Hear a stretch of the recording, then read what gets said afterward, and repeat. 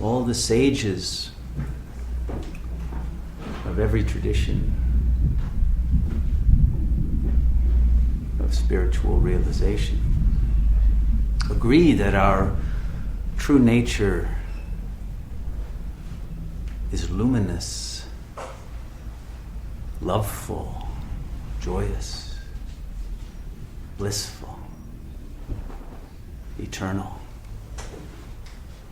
non-local presence.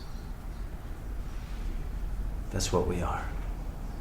There's universal agreement among Buddhist, Hindus, Christian mystics, Jewish, Islamic, you name it. Alchemists, Hermetics, ancient Egyptians, Taoists, on and on. Why are we not in this state if this is our true nature? How do we get back to that realization of who and what we really are? This is what meditation is for. The problem is that the ego has made 7 maneuvers in order to lose itself. Actually, 6 to lose itself, and there's 1 in which it's trying to refine itself. But there was first a separation from this source, and then a subtraction from the infinite down to the finite, and then a further contraction down into the individual, a kind of a tunnel vision, and then an introjection of the energies of others in that same state of contraction. And then within that, a fantasy creation, the creation of a series of false views of reality, and then a projection of all of that falseness onto the world. Okay? That's the lostness that we have entered into as a result of these 6 maneuvers. There's 1 7th maneuver left to us, which is recognition. We can begin to recognize the plight that we have put ourselves in through these other 6. And then gradually we can recognize one by one these which have become veils or obstacles to the realization of the infinite, eternal, blissful self. And this is what we're doing in meditation. We are recognizing and we are letting go.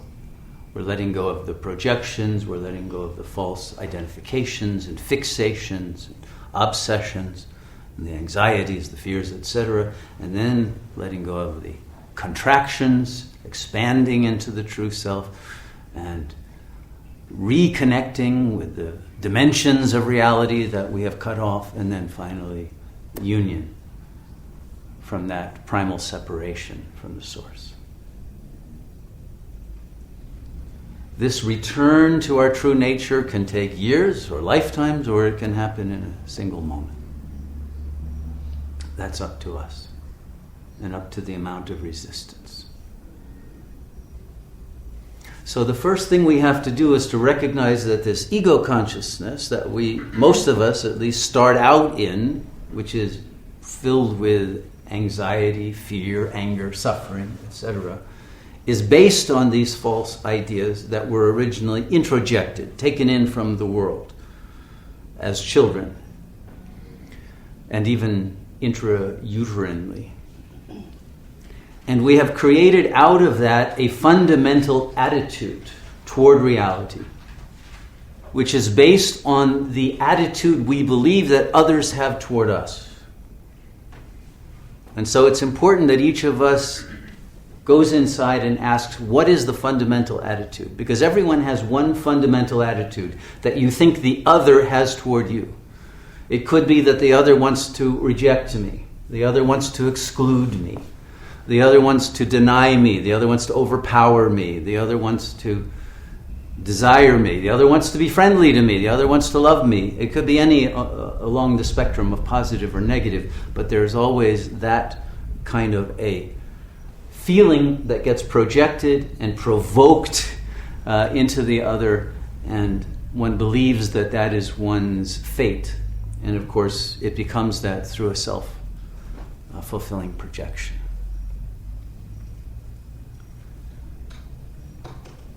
And so we have to be willing to put that fantasy into parentheses.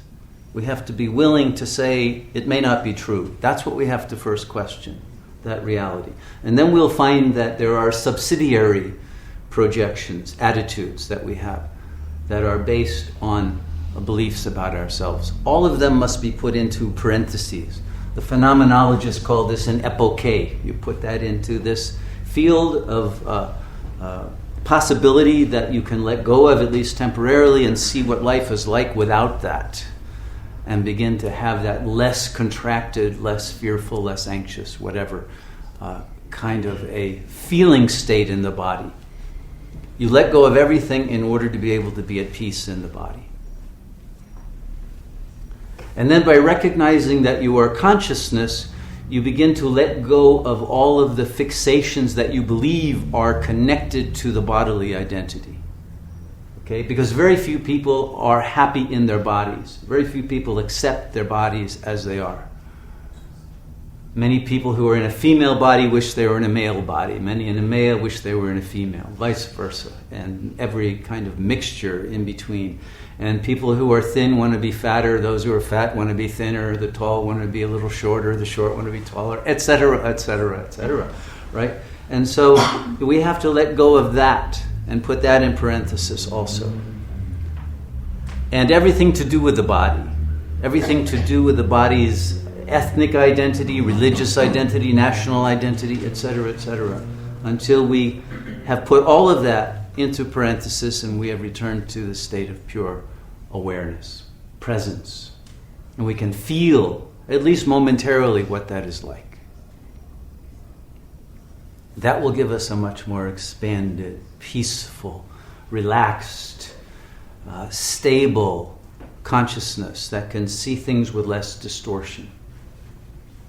And there can begin to be a real sense of the internal love that was occluded and blocked by the dissatisfactions that we had with other people, with our own bodies, with our place in the world, with all of the situations fate has dealt us, etc., etc.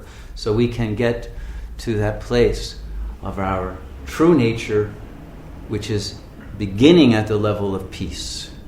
That's the threshold, shanti, into which we can begin to experience the more non-local level of consciousness. And that allows us to go deeper inward. And in that going inward, we will begin to encounter the subtler energies that we don't normally feel because we're too focused on the outer world and defending ourselves against imagined attacks or desires that we have for things or people in the world or fear of them or whatever. We go inward and we begin to become aware of the subtle energies. And those energies that we will feel after we get past the energy field of the ego's fantasies is beautiful, it's blissful, it's loveful. And we'll begin to actually experience the inner white light that most people don't encounter except at death. But it's here, always. And we are that light. And we are the source of that light. And the more that we can begin to encounter it when the mind is silent and still, then that light, just like the moon in a bucket of water at night, you see the full moon reflected in the water when the water is calm and still. And then we can realize that the moon that's in the bucket of our individual consciousness is a reflection of the Absolute. And we can begin to ascend into that non-local, universal consciousness. And recognize that that same moon is in every bucket and is a reflection of the same ultimate reality. And then there is love and there is unity with all beings. And there's no longer the separation. And there's no longer a separation from the source of reality. And then we realize that we are that light, and that the moon's light is even a reflection of the sun's light, that there is an absolute that is beyond even the highest level of godhood that we can imagine in the phenomenal plane. There is something beyond it all. It's called Nirguna Brahman in the Advaita tradition. No qualities, Nirguna, no attributes. It does not exist, literally, in the physical world, but it is the cause and the substratum of all existence, of all reality. But it's much too subtle to reach with the mind.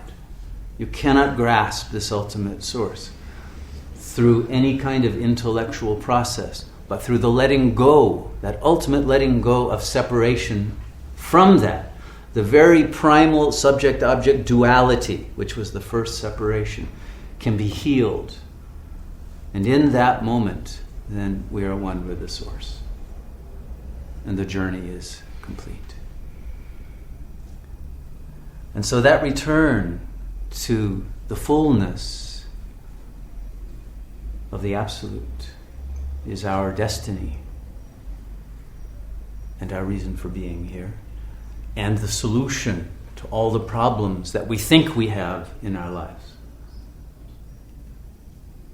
And once that is recognized and chosen, we become a vehicle of that energy, of the Absolute, that blissful, loveful, unifying energy, as a gift into this world. And that energy lives us. We are no longer lived by the fantasies at the unconscious ego level, but now by the will of the Supreme Being. And everything is resolved in that moment of reunion.